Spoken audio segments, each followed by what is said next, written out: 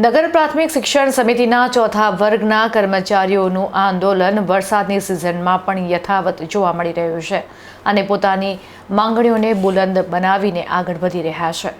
નગર પ્રાથમિક શિક્ષણ સમિતિના ચોથા વર્ગના કર્મચારીઓની હડતાલ 20મા દિવસે પ્રવેશી છે અને સમસ્યા હજી પણ યથાવત રહેતા આંદોલન ઉગ્ર સ્વરૂપ ધારણ કરે તેવા એંધાણ વર્તાઈ રહ્યા છે।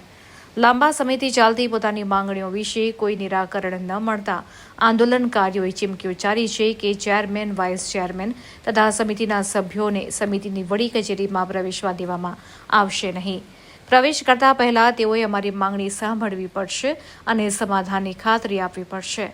હડતાળ ઉપર રહેલા કર્મચારીઓનું કહેવું છે કે તેઓ વર્ષોથી ન્યાયસંગત માંગણીઓ માટે લડી રહ્યા છે, જેમાં પગાર સમીકરણ, કામગીરીનું પ્રમાણભૂત મૂલ્યાંકન અને ભવિષ્ય નિર્ધારણ સહિતના મુદ્દાઓ સામેલ છે, પરંતુ તંત્ર દ્વારા ગુમશુદા વલણ અપનાવવામાં આવી રહ્યું છે। આંદોલનકારીઓએ ચેતવણી આપી છે કે જો તાત્કાલિક દરખાસ્તો નહીં સ્વીકારાય તો આવનારા દિવસોમાં આંદોલન વધુ ઉગ્ર બનાવવામાં આવશે અને જવાબદાર તંત્ર પર જ રહેશે। સ્થિતિ ઉપર તંત્ર તરફથી હજુ સુધી કોઈ સત્તાવાર પ્રતિસાદ જાહેર કરવામાં આવ્યો ન હોવાનું જાણવા મળી રહ્યું છે।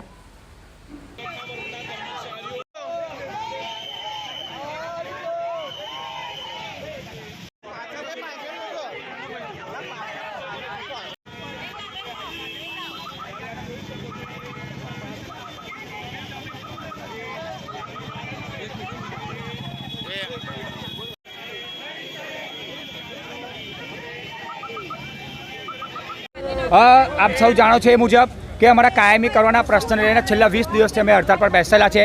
ત્રણ વાર તો અમે વડોદરા મહાનગરપાલિકા ખાતે ગયા છે। સામાન્ય સભા હોય, સામાન્ય સભા સિવાયનું એજન્ડા હોય અમે આપવા ગયેલા છે અને એ લોકોને કહેલું છે કે અમારું કામ લાવીને મંજૂર કરો, પણ ત્યાં આગળ મેયર હોય, ડેપ્યુટી મેયર હોય, સ્ટેન્ડિંગ કમિટીના ચેરમેન કે તમામ કોર્પોરેટરો હોય અમારી સાથે કોઈ પ્રશ્નની ચર્ચા કરવા માટે કે ફોર વ્હીલ ગાડીનો કાચ ઉતારીને અમને મળવા માટે સુદ્ધા તૈયાર નથી।